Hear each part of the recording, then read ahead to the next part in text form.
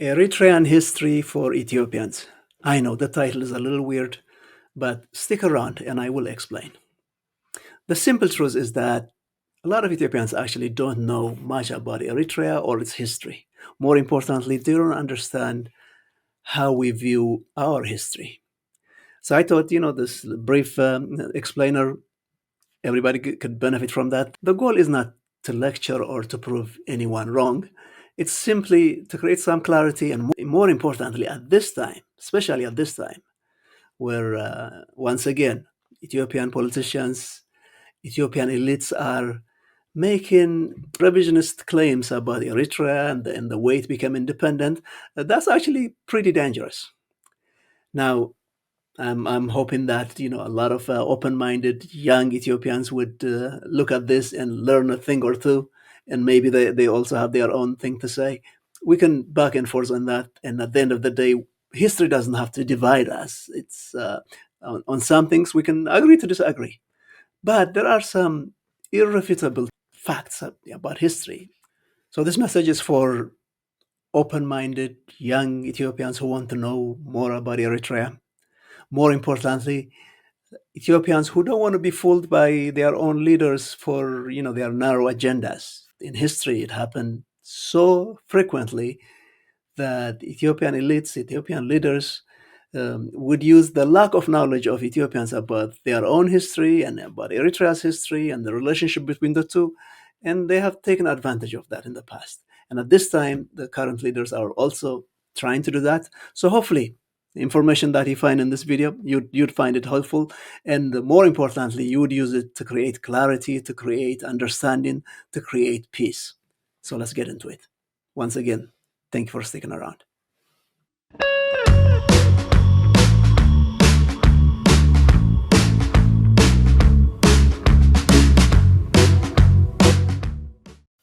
Okay, without further ado, let's get into it.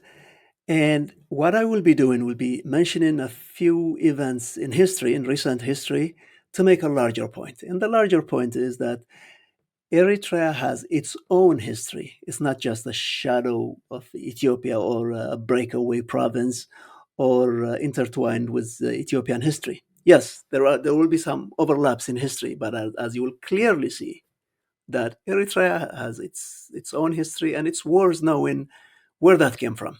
So let's get into it, and let's start by going to the year 1991. As we all know, the year 1991 is a major milestone in the course of history for both for Ethiopia and Eritrea. Major change happened in Asmara and in Addis Ababa. Now, first of all, the combined force of the EPLF and the EPRDF defeated the Derg army, the Ethiopian army, and regime change took place in Ethiopia. Mengistu Haile Mariam fled, and so on. Now, a lot of Ethiopians actually they intertwine or they simplify the history to say basically the same thing happened in Asmara and Addis Ababa. But the truth of the matter is, we Eritreans had our own agenda, our own issues with the Derg, and so did the rest of Ethiopians. So what took place or continued to take place in Addis Ababa and what took place in Asmara have nothing to do with each other because their cause was different. The EPLF, Eritrean People's Liberation Front, of course, was fighting to liberate Eritrea, and it did, militarily at least. Now, but its mission, its declared mission, was not just to defeat the Ethiopian army and declare independence. It was beyond that. It was actually something to do with the self-determination that was denied to Eritreans in the 1940s, in the 1950s. It made that possible. So 1991 made it possible for Eritreans to be able to do that. But it took a process of 2 years. So between 1991 and 1993, that's exactly what the EPLF did. It set up a provisional government in Asmara, and it prepared the Eritrean people for the referendum, which took place 2 years later in 1993. So in April 1993, the Eritrean people, we voted 99.98% of us. That's 100%. As a matter of fact, the numbers are about 1.1 million people voted yes for independence. 99.9 is virtually 100%. And May 24, our Independence Day, is a combination of the May 24, 1991, our Eritrean people's military victory, and April 93, which was the result of the referendum. So it combined the two. So for us, May 24, Independence Day, means the two. It's the voice of our people, and also the determination and the fighting of our fighting forces. So that's what independence means to Eritreans. Now, the 30-year war for us, 1961, 1991, as I mentioned before, it's pure hell. Even if we just focus between the years 1961 to 1991, there's a lot of history there, and you will understand why Eritreans fought for what they believe in, why they fought for their independence. And in between, you will learn a lot the atrocities, the crimes the Ethiopian army actually committed against Eritrean civilians. I'm not just talking about uh, fighters, but civilians. Just to mention a few, in the villages of Ona and Baskadira in 1970, the villagers were surrounded. They were placed in mosques and basically mowed down with machine guns. Men, women, children, old people, young people. It was horrendous. Ona and Baskadira is one of the great atrocities committed by the Ethiopians against Eritrea. Um, in Asmara in 1975, in Asmara, in the villages surrounding Asmara, uh, more than 1,000 people were killed in one day. Again, civilians. In fact, I am one of the survivors of that.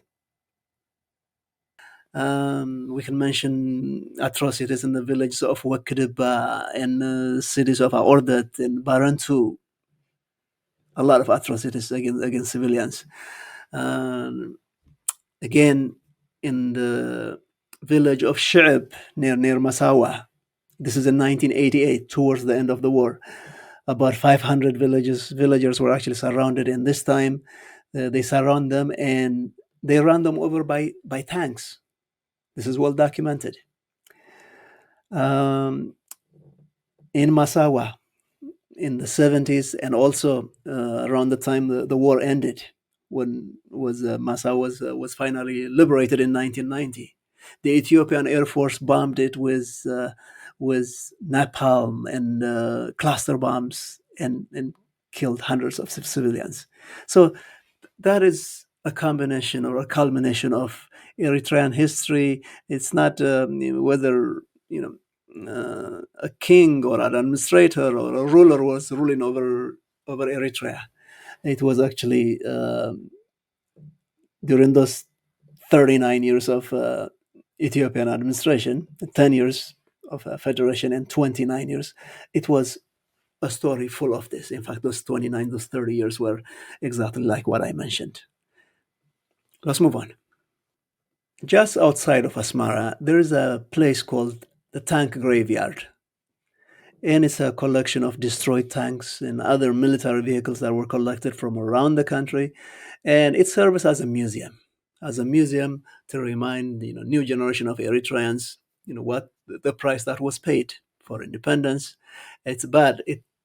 I'm bringing this up. It not only serves young Eritreans or a new generation of Eritreans of what was done in Eritrea, but it's also a reminder to young Ethiopians um, to show them physically, visually show them what was done in Eritrea in their name, to remind the Ethiopian people to not repeat the same mistake again. And it's actually timely because the current rulers, the current regime in Ethiopia is also trying to drag us back to the mistakes of the past. But it's not just a museum of pain and suffering, but there's also a source of pride for us Eritreans, and As you all know, May 24 is celebrated in a big way.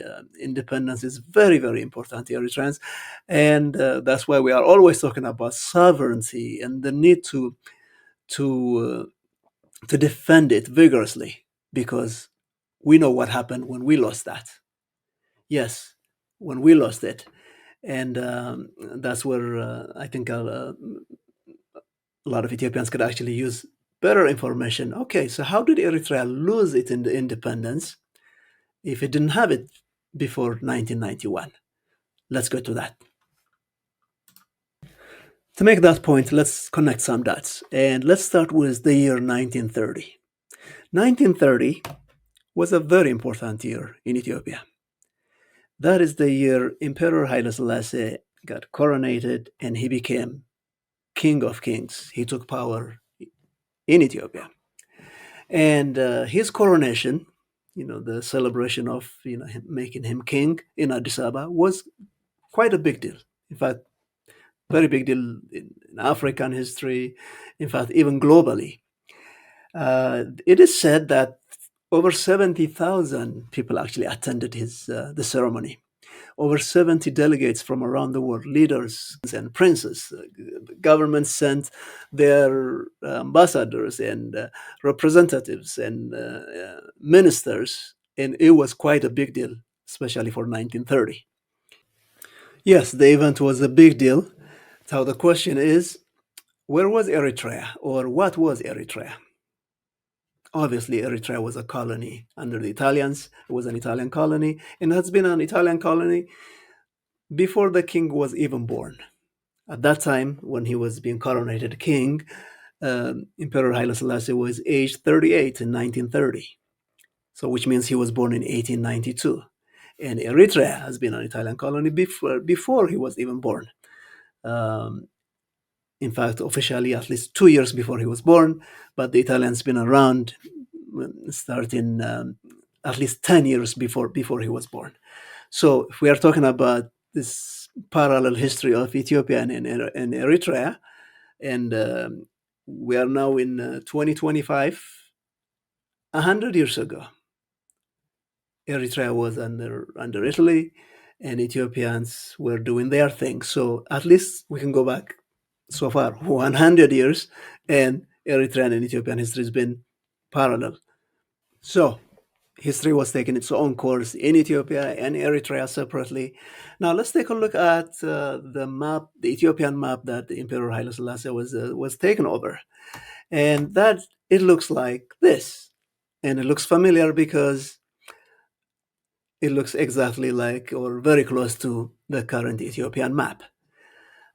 So for a lot of Ethiopians, or for some Ethiopians who may think that this current map only came to be in 1991, all you have to do is Google Ethiopian map 1930. In fact, any Ethiopian map before 1952, and we'll come to that, you'll find the same map, because that is what history shows, and that is actually what the truth is. Now, this is about Eritrean history. So Eritrea obviously is not a country then, but it was definitely not an Ethiopian province or anything to do with Ethiopia either, because that's actually one of my main points. Let's keep going. So that's 1930, but let's take a look at a couple of other maps. Yeah, okay, here's another map. Abyssinia, that's Ethiopia. The rest of the maps for Sudan and other places may have changed, but Eritrea actually is pretty much unchanged since then. And here is also another map from a book, something to do with the coronation of Emperor Haile Selassie and the country that he was governing, and it's the Ethiopia that we know today. So enough about that point about 1930s, and let's keep going. The emperor was born in 1892, and the Ethiopian map actually has changed quite a lot between 1892 to 1930. A lot of complicated reasons. That's the Ethiopian history. But on the Eritrean side, the Eritrean map that we know today, that was the 1930, that was in 1892, that was before that, it remained the same. More importantly, nothing to do with Ethiopia.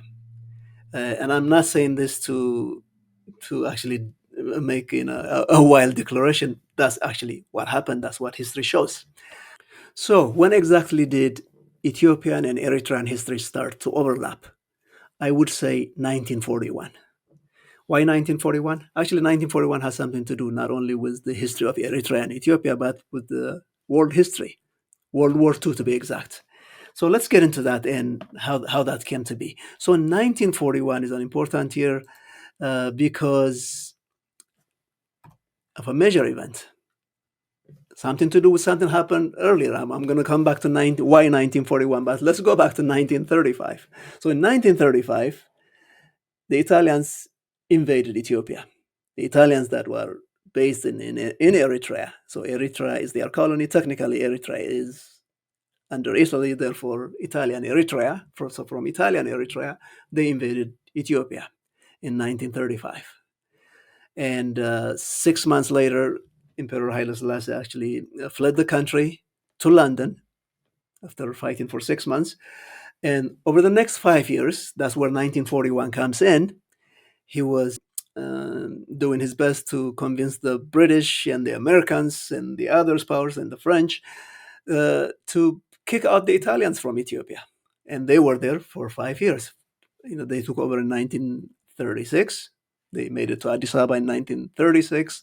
And by 1941, again, something to do with the bigger World War, the Italians start losing the war. And by 1941, they lost Eritrea and Somalia and Libya and other places. So in 1941, Emperor Haile Selassie came back with the British army via Sudan after he made his plea for those preceding years at the League of Nations. This is in New York, his famous speech. This is before the United Nations was created. It was the League of Nations. He basically begged the world to get rid of the Italians for him.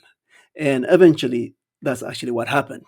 So in 1941, the British finally decided to liberate Ethiopia and Eritrea from under the Italians, and they brought back the king with them. They invaded the Italians from Sudan into Eritrea first, and then they took the king all the way to Addis Ababa, and they brought him back to power. That is 1941. Over the next 10 years, it's a very significant 10 years for Eritrea. Eritrea started being administered by the British military administration, which was taking care of all the Italian colonies, Libya, Somalia, Eritrea. And they had to decide, or the world has to decide actually, what to do with Eritrea. And the result was a forced federation with Ethiopia. Something to do with what happened in 1941, something to do with the way the Italians left, something to do with World War II, something to do with the Cold War and the Americans, and a lot of complicated reasons. But what happened is the Eritreans were trying to, after decades of foreign rule from the Ottomans, Turks, and the Egyptians, and the Italians, that was their chance to be independent. That was our chance to be independent. But it was actually a forced federation. In fact, it was understood like a compromise. And that compromise or that federation took place in 1952. So, for the first time in its history, Ethiopia started to rule over Eritrea. Only in 1952, never before that. So, hold that thought and let's keep going. So, in 1952, even though we can call it Ethiopian rule, for the next 10 years until 1962, there was an autonomous government in Eritrea. Eritrea has its own constitution and flag and government and parliament, local administration, but definitely not any foreign policy or military or control of its airport or ports. So it wasn't a country per se, but there was a local administration. Um, but that all that actually was abolished in 1962 because the King Haile Selassie decided, his administration decided to get rid of it and make Eritrea just like another province instead. In fact, they called it the 14th province of Ethiopia. And as you can see in history, it was never that. And that was the start of trouble. And that was the start of the 30-year war that started in 1961, actually, and ended in 1991. So that was the beginning of all the Ethio-Eritrean trouble that we still experience to this day. Now, let's rewind the clock a little back just to illustrate the point. Okay, so that's actually the mistake that happened, the price that was paid. That's what we saw. But what about before the Italians? Because that's one of the claims Ethiopians like to make. But before the Italians, you were one of us, you were one of our province. And what the king did was merely, uh, now that the Italians are gone, bring Eritrea back to its motherland, as they used to call it then. And I'm going to show you that is exactly not so. And to make that point, let's go to 1890. Now, 1890 is an important year in Eritrean history because that's when the Italians actually formally formed Eritrea as a colony. And they have arrived in Massawa and Assab in the coastal areas a few years before that. And just like European colonies, they start setting up administrations in cities and governments and making local deals with locals and so on. The bottom line is, starting from 1890, and we're going to keep going back, there was no Ethiopian administration. Remember, not until 1952. So 1890, and to answer the question, what was before the Italians, that we'll come to that as well. In the meantime, let's switch to what was actually going on in Ethiopia during that time. Okay, let's also take a look at what was going on in Ethiopia. So in 1889, that's actually when Emperor Menelik took over as king of Ethiopia. So between 1889 and 1913 is when he reigned, when he ruled Ethiopia. And bottom line, nothing to do with Eritrea. He never crossed into Eritrea, and neither did the kings before him, King Johannes, King Tedros. Same story. But let's take a look at the one of the maps of Ethiopia during Menelik's. And take a look at this map from 1898. Once again, they all tell the same story. Eritrea, it probably has more territory then than it did now. But the bottom line is the Eritrea we know, we can recognize it today. And Ethiopia was starting to take shape. And this is from 1898. And we are looking at the 1902 map. And this is what Ethiopia looked like. In fact, as it was known then, Abyssinia looked like. You can clearly see where the French Somaliland, now Djibouti, is. And Eritrea actually included a lot of territories of what we would consider today as Ethiopian. And the interesting thing is, Eritreans never used maps like this to make wild claims and territories and pick a fight with Ethiopians. But Ethiopians always had. And I think it has something to do with the history of Ethiopia. The history of Ethiopia is an empire. It is formed from basically invading neighboring peoples and bringing them to the empire. And that's what it attempted to do with Eritrea for the last 80 years or so. But the bottom line is, what does history show of where the colonial maps were, what the truth was, what the Eritrean claim was? And as you can see, it's pretty clear. Now, just for the sake of just taking a look, let's take a look at a couple of other maps. The story remains the same, but it was more to do with the story of how Ethiopia expanded, whereas the Italian colony story for Eritrea started in the 1890s. That remains the same. Okay, so let's recap quickly. We went back all the way to 1889, and in the last 135 years, we can find 39 years of Ethiopian administration. In fact, to be exact, 29 years, because 10 years of that was federation, and then the 29 years of forced rule. So let's keep going, and we're almost done. Let's go back to 1855. Why 1855? Just to save time, 1855 is when Emperor Tedros actually took over in Ethiopia. So between Emperor Tedros and Emperor Johannes and Emperor Menelik, that covers the second half of the 1800s. Now, what was happening during that time in Eritrea? Now, to make a long story short, the Egyptians were around for some parts of that for about 20 years of that, 1865 to 1885. That's after that the Italians took over. And then before that, for a very long time, especially starting from the coastal areas of Eritrea, the Ottoman Turks or the Ottoman, it was part of the Ottoman Empire for about 300 years.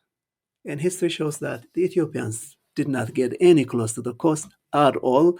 At any of that time, they simply did not have the power and the reach for it.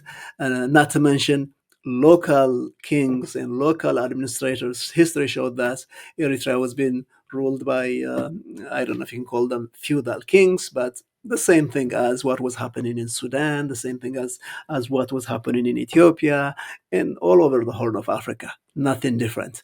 But definitely you will not find history of an Ethiopian king ruling over uh, the coastal Red Sea at all. So that covers 300 years of that. Now, I'm mentioning 1855 because sometimes the claim is made about Johannes and Tedros, and but anybody who pays close attention to Ethiopian history shows that they were mainly concerned about their power base in wherever they were, in the Amhara and Tigray region. Johannes had some clashes with the Egyptians, and there were some history that shows he clashed in um, some areas inside Eritrea, but there was no full administration or rule of what we call Eritrea or that Italian colony Eritrea that we know of by those kings at all. Now, let's fast forward. In fact, not fast forward, fast backwards to save time. So, what was happening then in Eritrea during those 300 years of the Ottoman empires? What were the locals actually doing and administering? What kind of culture was happening?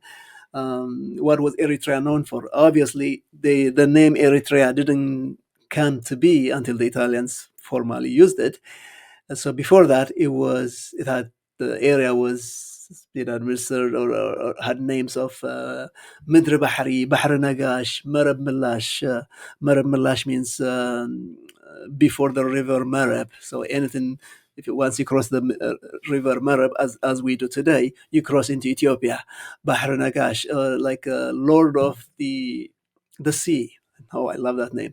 Lord of the Sea, Land of the Sea, Land by the Sea. So all mean to say areas around the Red Sea as we know it today. Bottom line, this is my main topic. Did any of this have anything to do with Ethiopia and its continuous claim of territory and administration? And by the way, every question that we are talking about here is already answered, and history has shown that Eritrea was on the right side of history. The Eritrean referendum is probably the final nail to all this. But just to educate people, to know, so that they, at least when they argue, they would know what they're talking about. Now, again, long story, long complicated history of the Ottomans and what they did in our area, but it was definitely the coastal Red Sea. Our region was definitely part of their empire, and a lot of artifacts to show that. Okay, now let's recap quickly.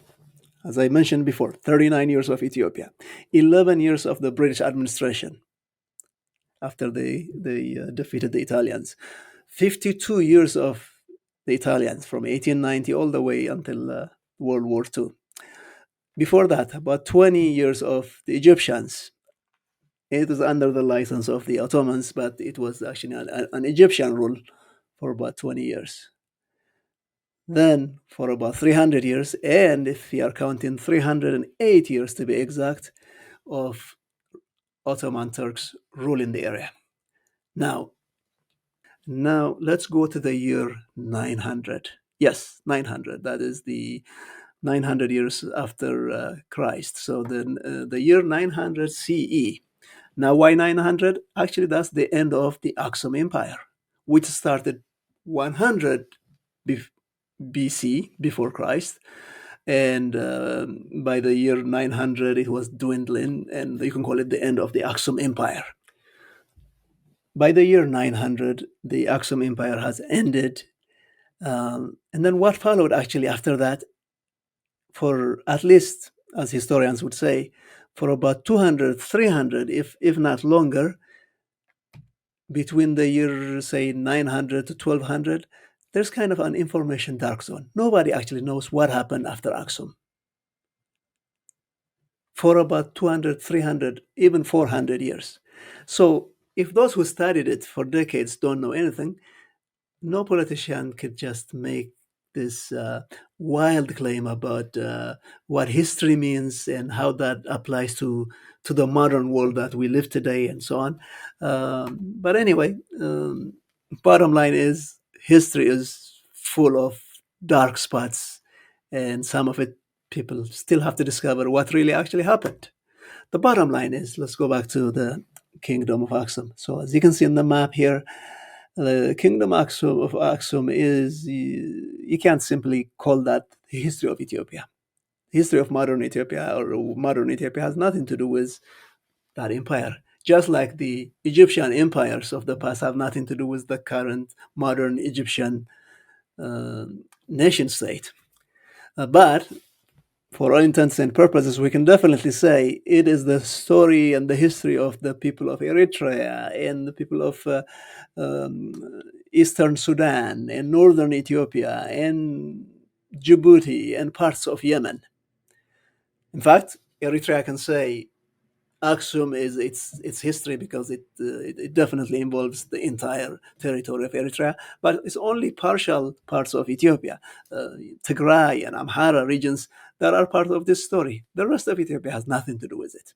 So literally, Addis Ababa has nothing to do with Axum or the kingdom of Axum or history as we know it. So to use that claim to actually say that Ethiopia used to rule over Eritrea or some kind of territorial claim over Eritrea is ridiculous. First of all, it is something that happened thousands of years ago. And if any countries can actually make a claim that to use that as that story to make claims across its borders, it's actually Eritrea. But anyway, so that's another silly argument that Ethiopians like to make. Now, we went into that rabbit hole. Now we are literally 2,000 years around the birth of Jesus Christ. So we are about 2,000 years into the past. Not quite the 3,000 years like you guys like to mention. Now, let's go back another 500 years. And there you will find the beginning of Adulis. Adulis was, of course, an important hub, an important port during the Axum Empire, but it was more than that. Now, historians are showing us that it was a civilization, an important trade route, and more importantly, a lot of important history about the people from around that region are being discovered even as we speak. So it doesn't all begin and end with Axum, for that matter. The bottom line is we can keep going and going. And what I try to demonstrate over the last few minutes is that Ethiopia has its own history, so does Eritrea. And for the most part, the histories has been going in parallel. The issues became when politicians and kings try to intertwine them and try to revise history and suppress people, subjugate people, make wild claims and erase cultures and try to dominate. That's what's been going on between. That's the story of Ethiopia and Eritrea. So, as we conclude, what I just did here is keep rewinding the clock, of course.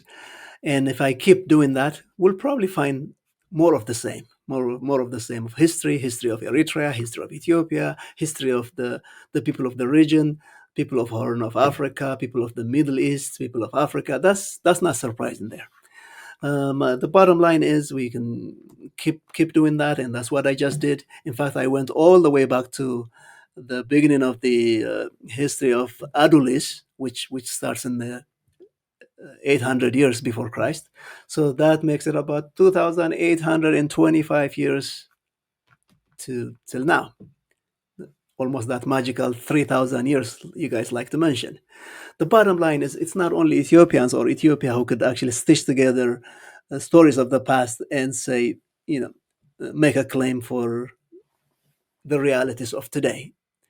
But more importantly, my main point today is Eritrea's history is not just a footnote of Ethiopia's history.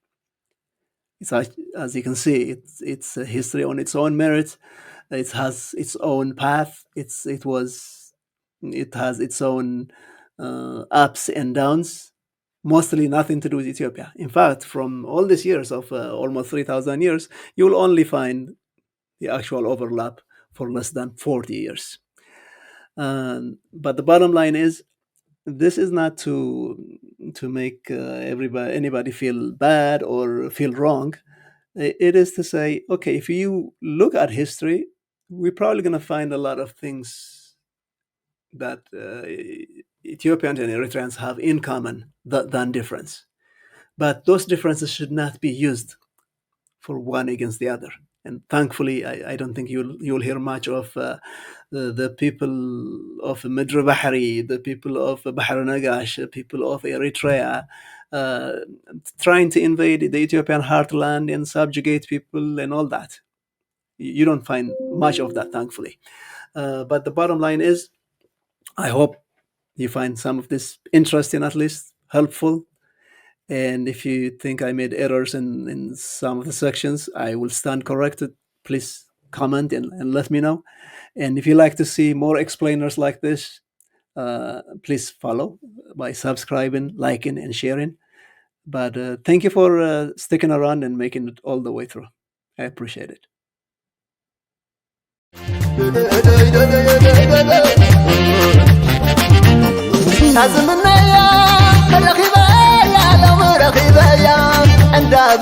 ولد ولدي الرعيان الخبر حبس اسكت الشمع كبد عدي رأي خلاني انس رأي خلاني الرأي خلاني صباح طيكم تخوني